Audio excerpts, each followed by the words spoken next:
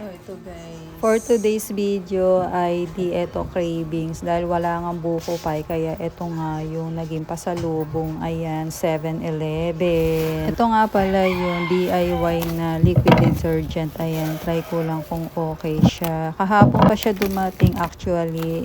Ngayon ko lang siya mabubuksan. Ayan, at gagawin. At bago yun ay di ako muna ay nagsaing din. Ayan. Meron pa namang natitirang kanin.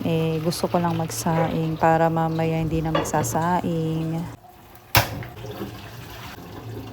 Ito nga pala yung calamares na natira kahapon. Ayan.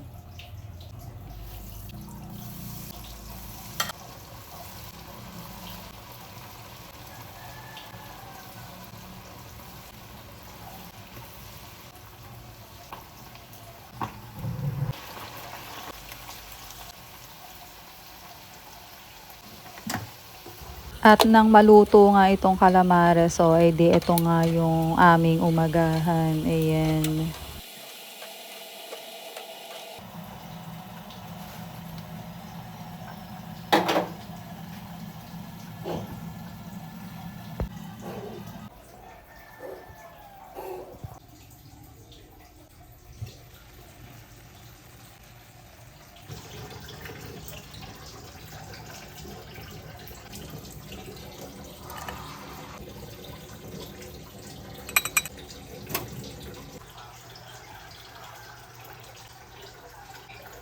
At pagkatapos nga niya, di maya-maya nga, di nagtimpla nga ako dito ng kape.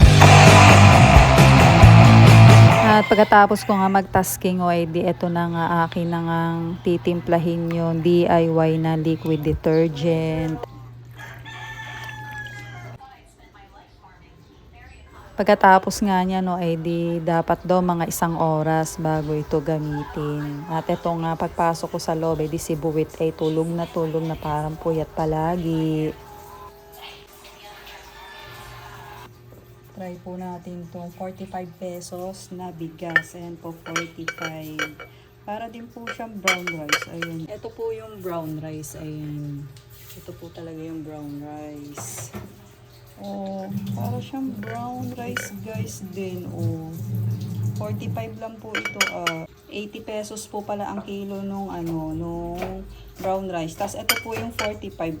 Ito po yung bigas na pinakamura, pang manok lang po. Pero parang hawig na siya ng brown rice. Oh, 80 pesos, 45 pesos. Ito po lunch. At ayun na nga, same lang talaga ng brown rice at saka yung 45 pesos. At pagkatapos nga niya, di ako nga ay nagbuko juice. At pagkatapos din niya, di ako nga ay nagsali na dito nung DIY liquid detergent. Ayan. At akin na nga itong sinubukan. Sa halagang 160 meron ka na pang ganito. Ayan. Bali, papatak siya na 5 litro. Ayan. Pag ito ay iyong gagawin. At fast forward na nga tayo dito. At ayun na nga, ang ginawa ko nga dun ay pinanlinis ko siya sa CR at saka pinanghugas ko na rin siya sa mga likpitin at akin din pinanglabas sa mga basa na yun. Ay okay naman siya, goods naman siya at mabango. At pagkatapos nga niyan, ay di ako ngay naligo. Pagkaligo ay di ito nga ay naglalalamon na naman. Ayan.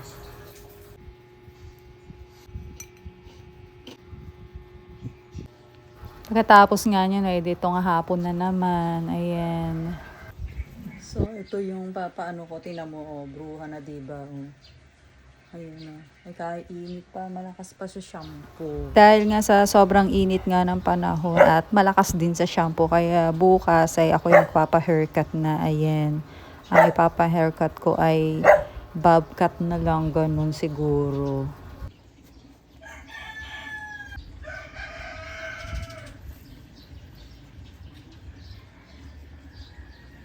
Hello, kumusta?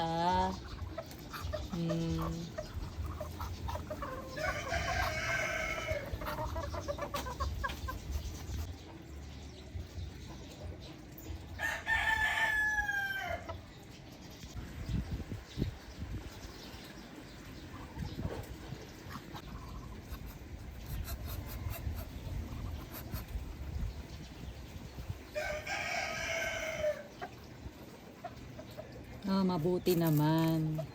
Okay. At dito nga ay lagi kong kinakausap yung bibi kung kumusta na.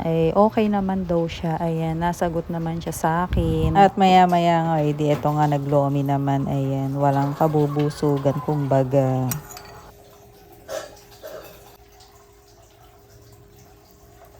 Ay di maya-maya gumabi na nga, ayan. At dito nga ay patulog na ang person, ayan. Ito lang naman ang buong maghapon ni Jay. Adios.